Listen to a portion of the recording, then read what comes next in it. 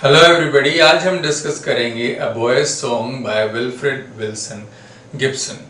तो जैसा कि आप देख सकते हैं, विल्फ्रेड विल्सन गिब्सन 1878 में इनका जन्म हुआ, 1962 में इनकी डेथ हुई।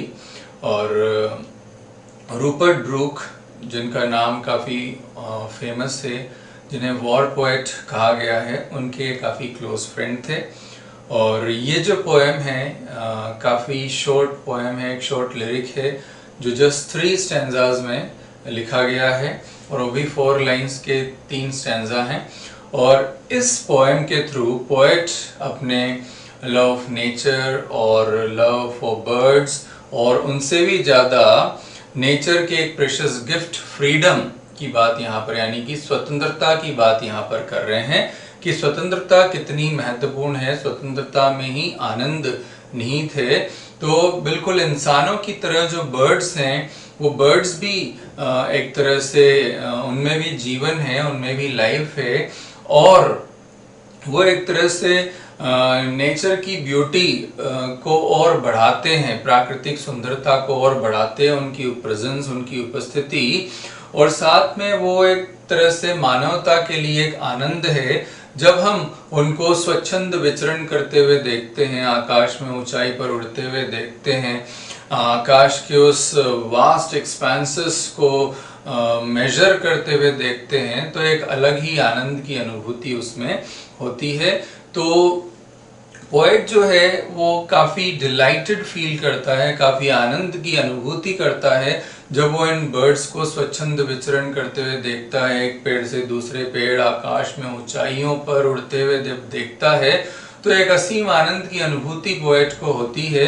और उसी अनुभूति, उसी आनंद की अभिव्यक्ति है ये पोएम, ये कविता, जिसमें पोएट ने उसी फीलिंग को बताने की कोशिश की है, और साथ में ये एक्सप्रेस करने का प्रयास किया है कि किस तरह से जब हम इन बर्ड्स को स्वच्छंद विचरण करने देते हैं तो एक आनंद उन्हें प्राप्त होता है, और वही आनंद को हम भी अनुभव कर सकते हैं। और पोएट भी उसी आनंद को अनुभव करते हुए इस पोएम के थ्रू उस चीज को एक्सप्रेस, उस फीलिंग को, उस भावना को एक्सप्रेस कर रहे हैं यहाँ पर। और साथ में पोएट हमें उस फीलिंग को हमसे भी शेयर करने की कोशिश कर रहे हैं, कन्वे करने की कोशिश कर रहे हैं। तो वास्तविक आनंद स्वतंत्रता में है।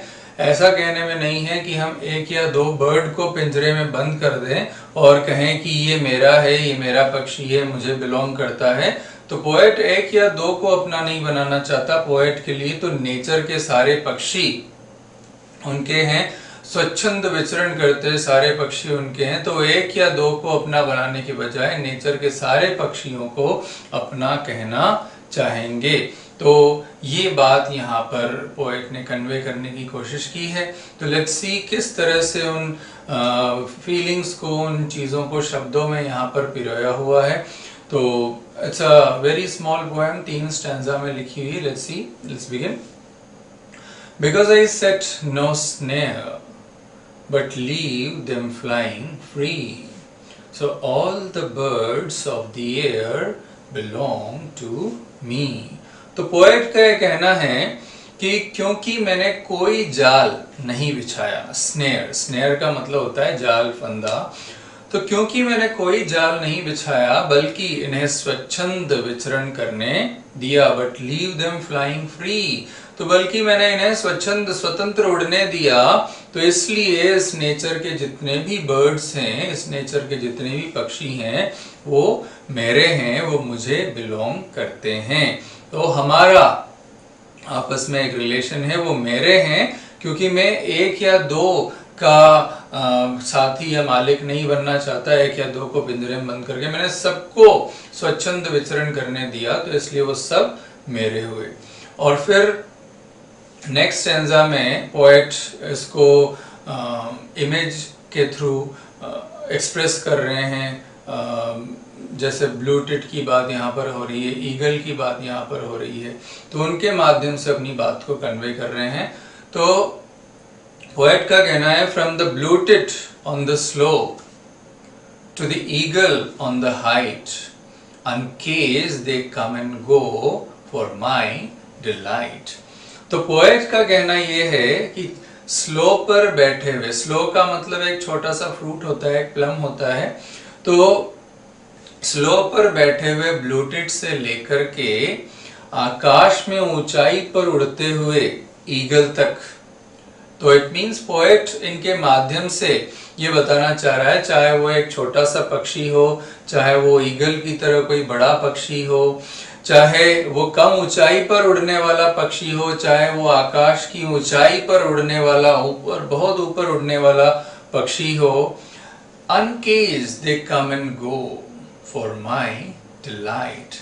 मतलब जब वो स्वतंत्र विचरण करते हैं, अनकेज्ड यानी कि जब वो बिल्कुल केज में नहीं होते, पिंजरे में नहीं हो, स्वच्छंद स्वतंत्र जब वो विचरण करते हैं, जब वो आते और जाते हैं, तो वो मुझे आनंद प्रदान करते हैं, फॉर माई डिलाइट। तो उनका यह स्वच्छंद विचरण करना, उनका आना जाना बिना किसी डर के, फियरलेसली, बिना किसी भय के इधर से उधर घूमना, तो वो वास्तव में एक आनंद प्रदान करता है, वो वास्तव में एक डिलाइट प्रदान करता है। तो उसी बात को पोएट ने यहाँ पर बताया है कि स्वतंत्रता में वास्तव में आनंद निहित है, फ्रीडम में ही जॉय है, फ्रीडम में ही डिलाइट है। और ये जो डिलाइट है ये इन्फेक्शियस है कि जब वो उनको आनंदित देखता है, जब वो उनको खुशी से भरा हुआ देखता है, तो पोएट खुद भी उस खुशी को फील करता है। एंड सो आगे जो बात यहाँ पर हो रही है कि किस तरह से ईगल जो है वो ऊंचाई पर जाता है और किस तरह से उस ब्लूटिट का गीत जो है वो पोएट के हृदय में दिन भर गूंजता रहता है। तो and so the sunward way I soar on eagle's wings, and so the sunward way I soar on eagle's wings, and in my heart all day the bluetit sings। तो कहने का मतलब पोएट ये बताना चाह रहे हैं कि मैं उस ईगल के पंखों पर बैठ करके ऊंचाई पर उड़ता हूँ और उस ब्लूटिट का गीत मेरे हृदय में दिन भर गूंजता रहता है। अब ये तो मैंने बिल्कुल लिटरल शाब्दिक अर्थ जो है वो बता दिया। एक्चुअल में क्या कहना चाह रहा है, जब पोएट देखता है किस तरह से ईगल, सोर का मतलब होता है ऊंचाई पर उड़ना, तो जिस तरह से ईगल ऊंचाई पर उड़ता है और एक आनंद, क्योंकि ईगल का जो है, ईगल ऊंचाई के लिए बना है, चील जो पक्षी है वो ऊंचाई के लिए बना है, तो जब वो ऊंचाई पर उड़ता है, अपने पंखों को फैलाता हुआ, फड़फड़ाता हुआ उन ऊंचाइयों को नापता है, तो उस खुशी में, क्योंकि ईगल ऊंचाई के लिए बना है, तो उस खुशी में पोएट को भी एक अलग ही आनंद की अनुभूति होती है और ऐसा लगता है जैसे वो खुद भी उन ईगल के पंखों पर बैठ करके ऊंचाई, सन की तरफ, सूर्य की तरफ जा रहा हो। कहने का मतलब उसी आनंद की अनुभूति पोएट भी प्राप्त करता है, उसी आनंद को पोएट भी अनुभव करता है। और उसी तरह से ब्लूटिट जो छोटा सा पक्षी है, तो जो ज्यादा ऊंचाई पर नहीं उड़ता और ऐसे ही पेड़ों पर उड़ता हुआ, विचरण करता हुआ वो अपना गीत गुनगुनाता है, तो पोएट के हृदय में वो गीत दिन भर गूंजता रहता है, वो रिजाउंड करता रहता है। तो वो जो खुशी है ब्लूटिट को, जो स्वच्छंद विचरण करने में मिलती है, वो खुशी जो ईगल को ऊंचाई पर उड़ने में मिलती है, अगर उन्हें हम पिंजरे में बंद करके रख दें, अगर हम उन्हें बांध करके रख दें, तो वो उस आनंद का अनुभव नहीं कर पाएंगे। और जब वो उस आनंद का अनुभव नहीं कर पाएंगे, तो हम कैसे एक पक्षी को पिंजरे में बंद करके हम कैसे आनंदित हो सकते हैं।